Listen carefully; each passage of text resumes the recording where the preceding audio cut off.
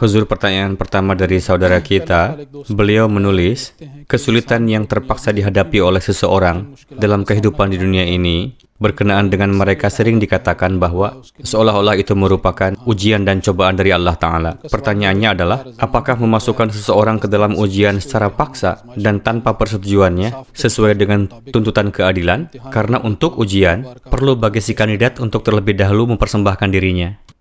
Huzur bersabda, jika si kandidat atau peserta ujian mendapatkan kebebasan dan tidak terikat dengan wewenang dari si penguji, maka formula yang ditanyakan oleh si penanya tersebut memang benar.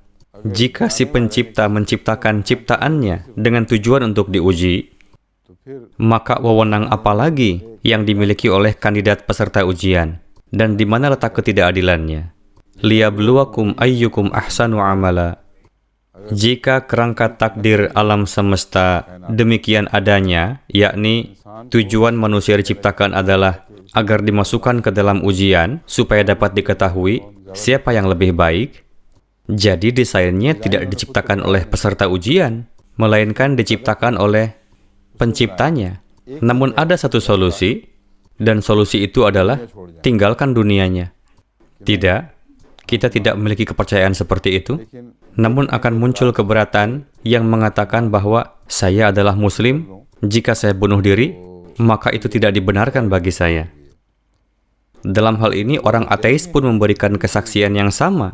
Sekalipun mereka suka ataupun tidak suka, bahkan meskipun yakin tidak menyukainya, mereka tetap tidak akan meninggalkan dunia ini. Mereka akan bertahan hingga detik terakhir. Sekalipun diliputi berbagai penderitaan dan kesulitan, hanya sedikit sekali presentasi orang yang mengalami kerusakan pada keseimbangan mental.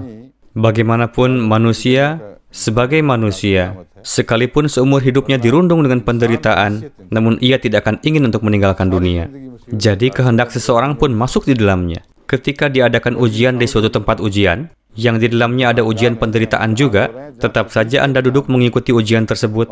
Jika Anda muslim, kenapa pula orang ateis tidak meninggalkan tempat ujian tersebut? Ini merupakan kesaksian fitrat, karena fitrat Anda bersedia untuk itu. Itu semata-mata karena seseorang sadar bahwa kehidupan ini merupakan nikmat yang sangat besar. Anda tidak dapat berpisah dari kesadaran tersebut. Anda tetap menjalani kesulitan yang dialami, meskipun Anda menghadapinya dengan sukarela maupun terpaksa.